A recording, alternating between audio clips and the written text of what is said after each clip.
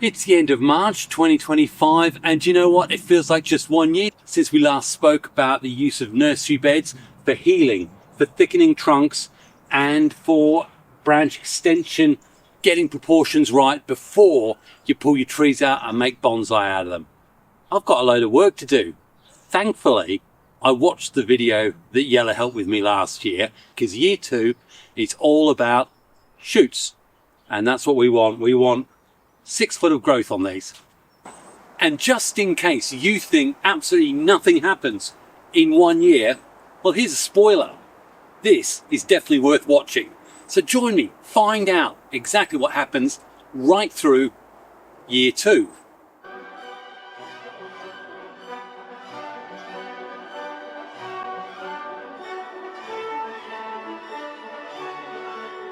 Hiya, it's Xavier, and welcome to my bonsai retreat. And first of all, you're going to say, why have you got a shovel in your hand?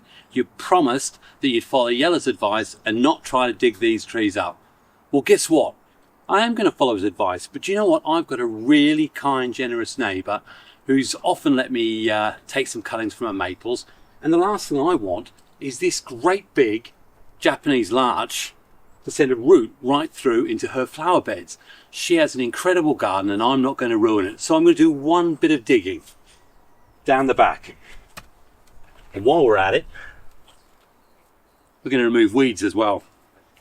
And I'll say this right now, weeding is boring. We all hate it. It's not even part of bonsai. But if I don't mention it, then maybe you just may lose sight of some of the work, the tedious work that goes on throughout the growing season. Because I don't know many channels who actually show weeding as part and parcel of the bonsai journey. Anyway, let's cut this back root, shall we? Now, I don't imagine it's any deeper than that. I also really don't want it going out too far this way either. So in case it has, I'd like to think I heard the sound of cracking roots, but I didn't in fact, so they probably aren't out that way. So that's task 1. Obviously next year you're going to see me doing all of them and probably doing some lifting. So what's the other major priority I've got to do in this late winter? Glad you asked. Let's get in close to one of the trees and I'll show you exactly what has to be done. Now the key thing is, apart from the fact the sun's shining right into my eyes, is that I've got all this lovely growth on this English Elm and some interesting roots. I might well pull those back, but I've got too many shoots. So really I want this tree to put all the energy into perhaps 2, maybe 3. Key thing here is I need to also deal with the wound healing. I've got a great big stump here. More work will get done on that later in the year while it's still in the ground. But I really need to decide whether perhaps this one, and maybe this one are going to be the future. Bearing in mind that we already need to be looking and going, am I going to be doing a cut this way? And I can do that in the ground later in the year perhaps. So have maybe this one and even this one as the future of the tree. So it's actually going to be down this height. So that's what I've got to decide to do with all these trees, is where exactly are my primary branches coming from so that the tree can concentrate all its effort on those. So looking closer, say I'm going to deal with this at a later stage, but we can already say any of this stuff here is a waste of energy. Let's get rid of it. There we go. And I've decided I don't want this here because my cut is either going to go right across there or right down there. So this one I probably won't need. And if I get rid of this one now, more energy will go into this, although I've got another nice branch back here. So really it's just about telling the tree where it is you want it to direct its growth. I definitely know that there's no point having this one. Okay, so 1, 2, 3. The cut is going to go across there, which means this one and this one need to grow bigger. That's going to take a lot of healing. These are probably going to need to grow 6, 7 feet tall. That means I can't muck about with these roots. I want everything to here, so I won't be pruning them. And it will be interesting to see just how much growth we get through the growing season. So now all I've got to do is apply the same principle to my small leaf lime, my Linden, the cherry, the larch. We might need to decide whether or not the top needs to come off that larch actually, because there's a big risk there, which I'll show you now actually. It's got this massive great growth here, which I need to decide whether or not it's going to cause any undue thickening at this stage, and whether I'm better off just to continue to let it continue to grow and help thicken this whole trunk, which that's the purpose of this one. I want to thicken the trunk.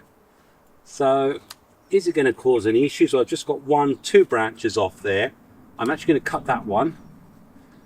Just going to cut some of these back so that all the growth is still just going up.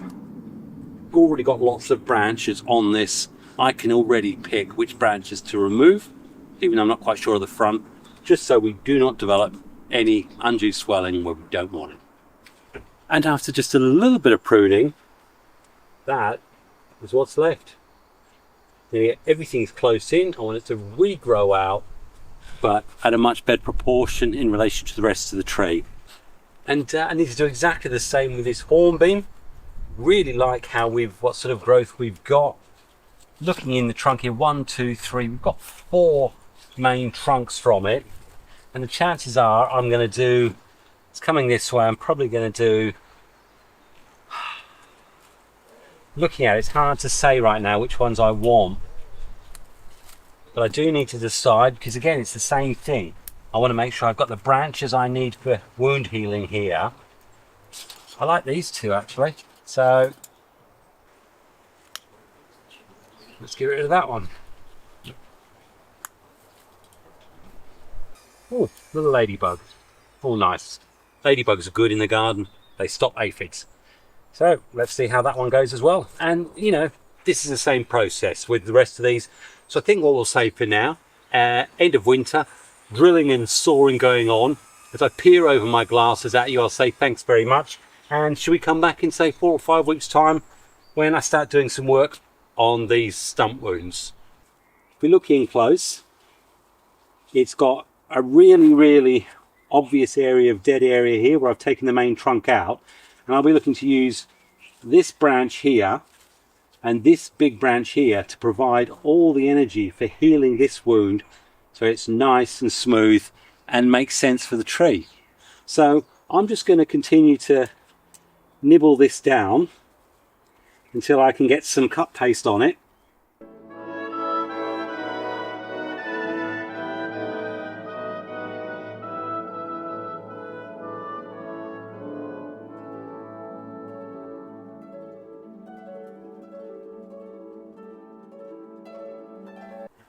And then all I have done is I've put some wire on these lower branches so that we've got this actually facing up towards the sky, and hopefully then getting even more energy, growth and height in these important branches.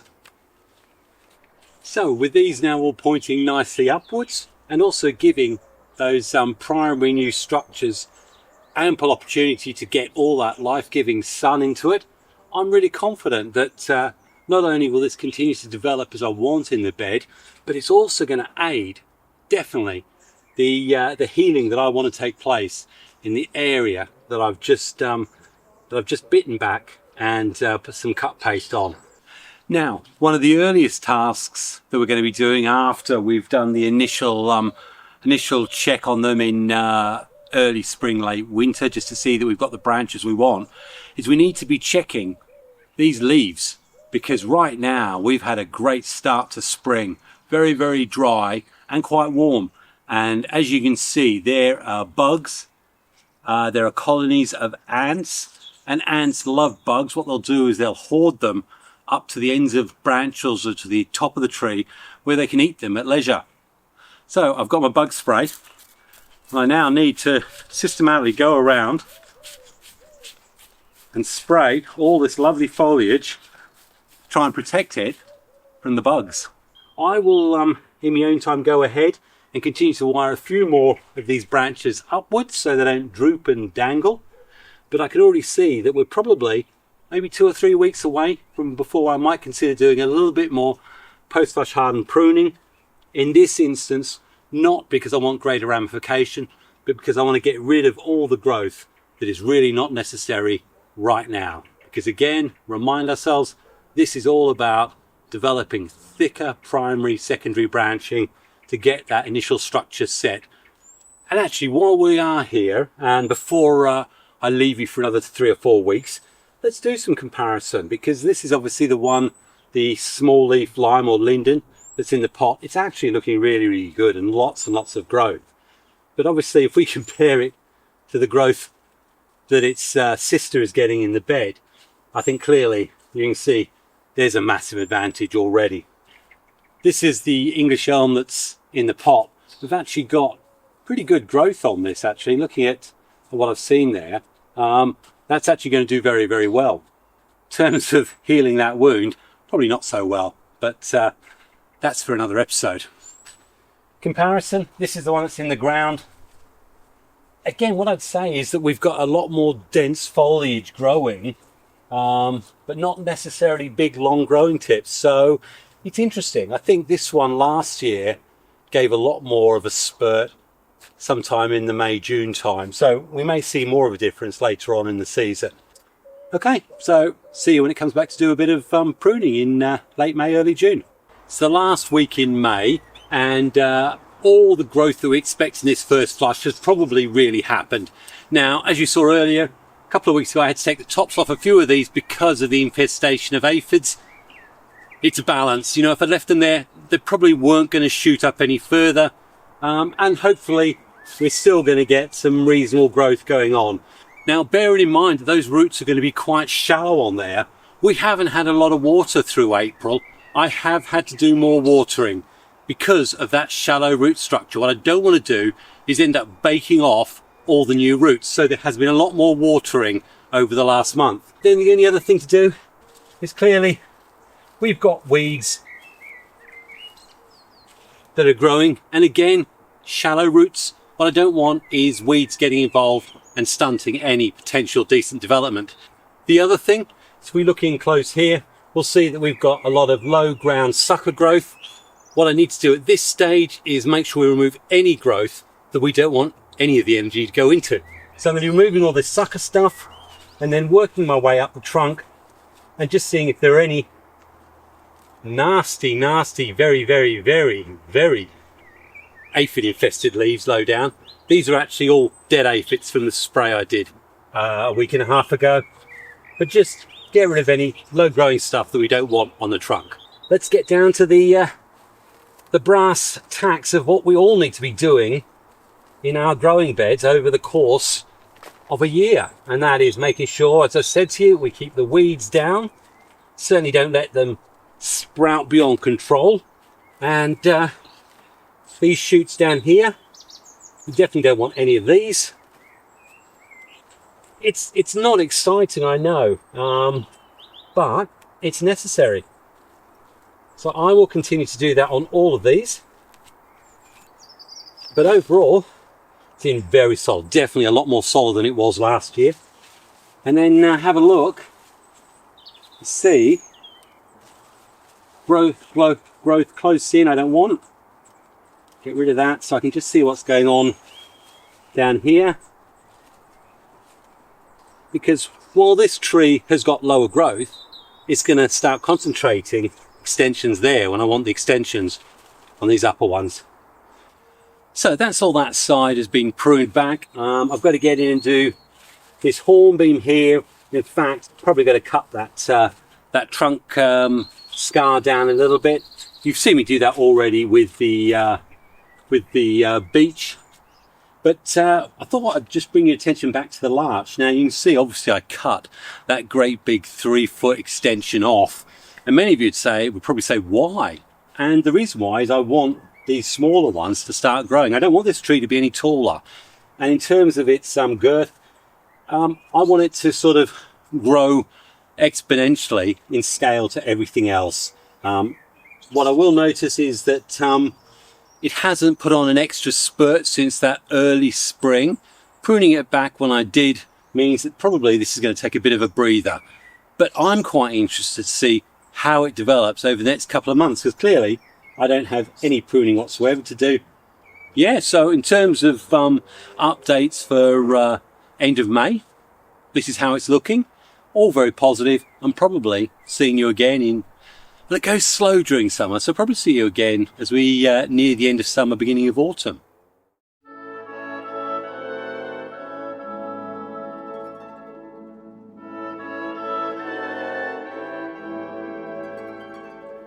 Well, it's the 25th of July, and I just thought I'd give you a quick return update. Obviously, you remember this. This was the common cherry, and all the leaves had cooked off where the insects had got into them. Well, now we've got nice new growing shoots and nice new set of aphids as well, because I can see the ants running up there. But the rest of these continue to grow well. I've done more work around, removed some wire on a few of them, but overall I think they're looking pretty good. Some of them grew so quickly I had to take the wire off. But there's some marks there I'll show you. But there is one big issue with the small leaf live linden. And the issue that we're actually having with this is, if you look in here, it's actually been rotting away from the inside, all the way up the inside of the trunk there. So that's peeling away. So I've got a bit of a problem. It's very, very loose in the bed. So there's definitely a problem with this. Very, very disappointing. Something's gotten into the roots. And I mean, it's so good to see on these English elms the growth that we're getting on them.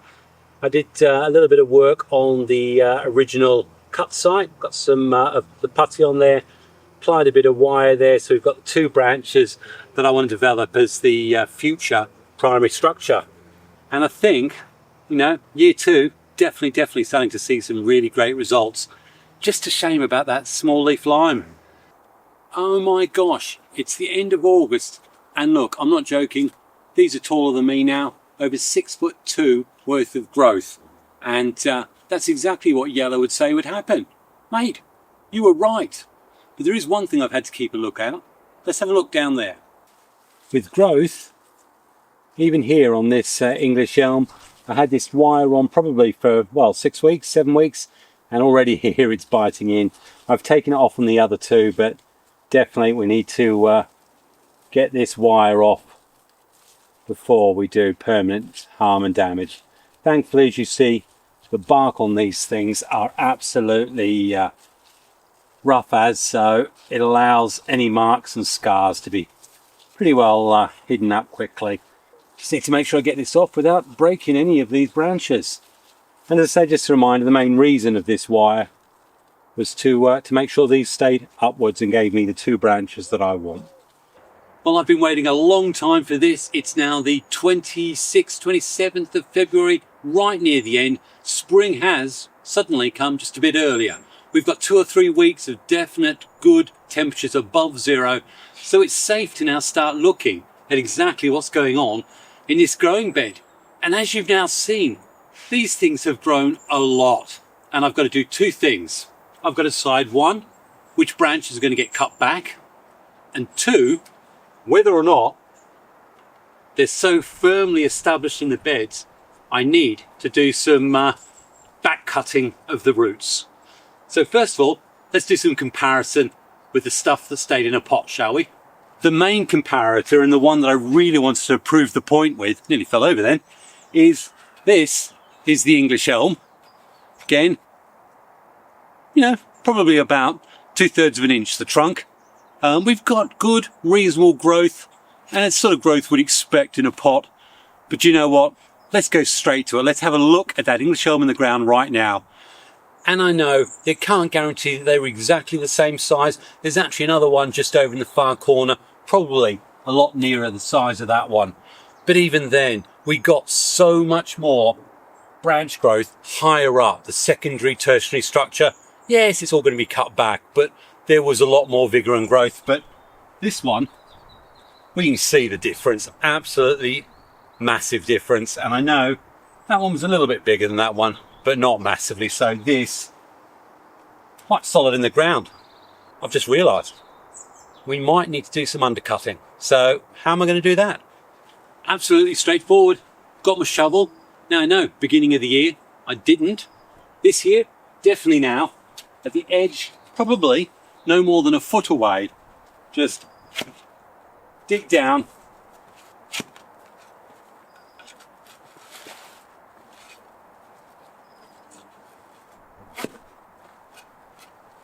And that noise you're hearing is actually the tile that they're planted on. Main place to check is at the backs here. This is where the roots are probably going to be going.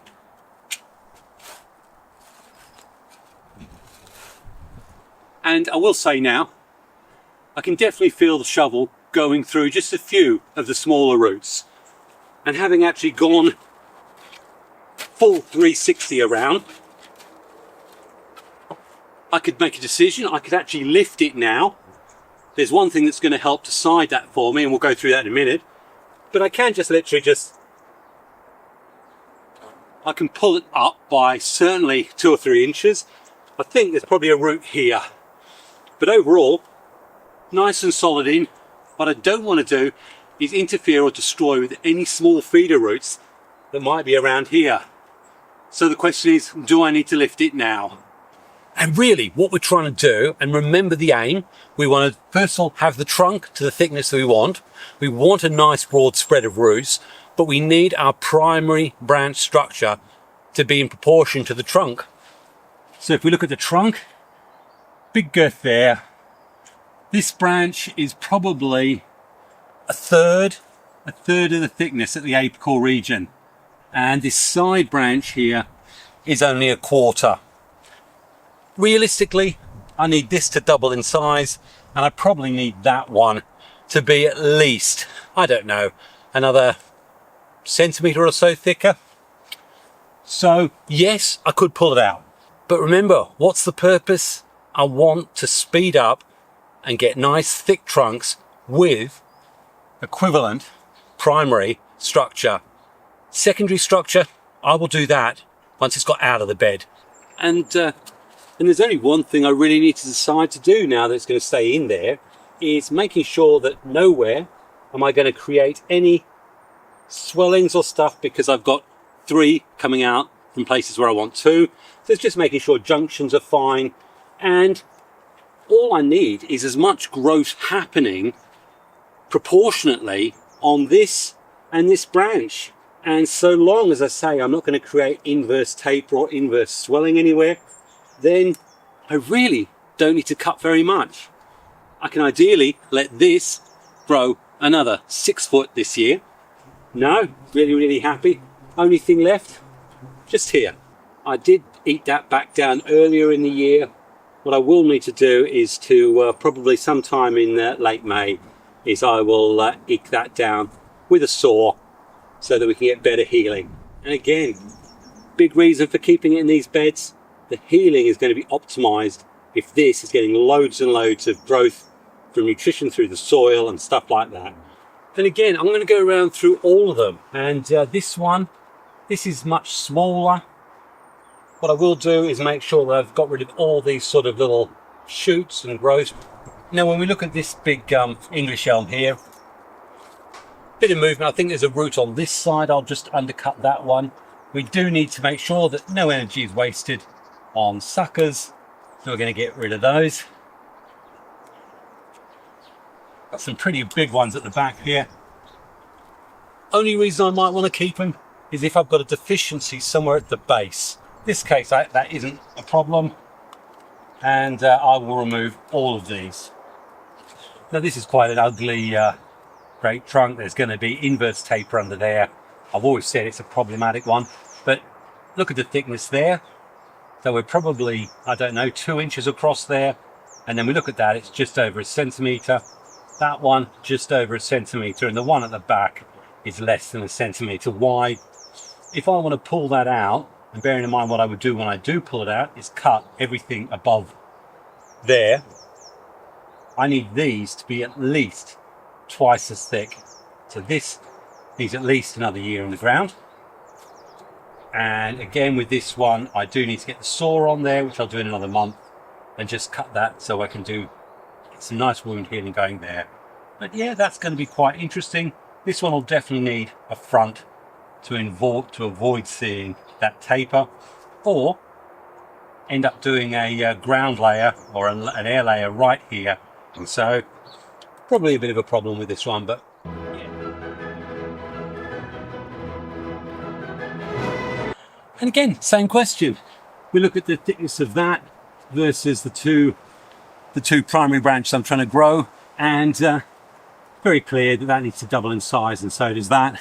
So yes, I've had loads and loads of growth in year 2, but remember what we talked about? That first year is all about roots. Second year is certainly about getting shoots, and the third year is when the tree really says, I'm ready to give you some stuff. Now, as we move to some of the more developed trees, we've got the small leaf linden, small leaf lime, and also the common pruners, the cherry. And again, we ask ourselves the question, follow the trunk line. Nice thick base, it's actually tapering down. This branch is quite a good size, to be honest, it's about a third of the size. And then we've got this one, is actually, both these are thicker than this one. So we've got to say to ourselves, do I want to cut this one yet? No, that needs to be bigger than those two. So I want to halt any growth going up. Got a couple of bud points here and here. That, by the way, I could have waited, air layered it, but that's not the purpose of this video. But I'm going to go even lower. And then, same thing here. Bud point there. And there. So let's just get rid of those. Why am I being such a wimp? Let's bring those right back down. There we go. This, I need this to continue to grow out. I need that to thicken probably at least another half again. Solid in the ground, I'm going to root here, so I need to do some undercutting. Apart from that, just need to put some sealant on the top of those. And now with the linden, it's pretty loose in the ground, as I've said all along. Let's get some weeds out. Truck thickness there, that's about half the size of that. I've got 2 branches off this side, so I'm happy with that. As the primary structure coming up and off the trunk, I like the thickness of these, all of these. So even moving towards the secondary branches, quite like them. So I can actually make some quite big decisions. But first of all, I do need to explore just how far that dead wood is, and if I give it a tap, I'm not going to pretend it's in a good position. I can't get the camera around there, but there's holes. It looks like it's actually rotted through quite a long way. It may be with this one that it might be appropriate to bring it out of the ground. Don't need to do any more growing. I actually need to be able to look after it.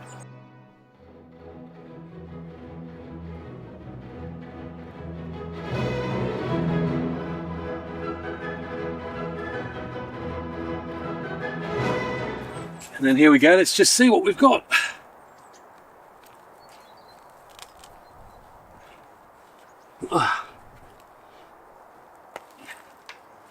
There we go. All lifted, and if we turn it around, there's the dying area. It's just upended a bit. Look at that. That's that flat root base we want. Nice. We'll take this up to the bench and have a look at it, shall we? And actually, before we do that, obviously we've got the larch. Again, all I'm going to do with this, leave it in the ground. I want this to thicken more, and cut around the backs, and just make sure that we don't have any conflicts, 2s, 3s, all that sort of stuff.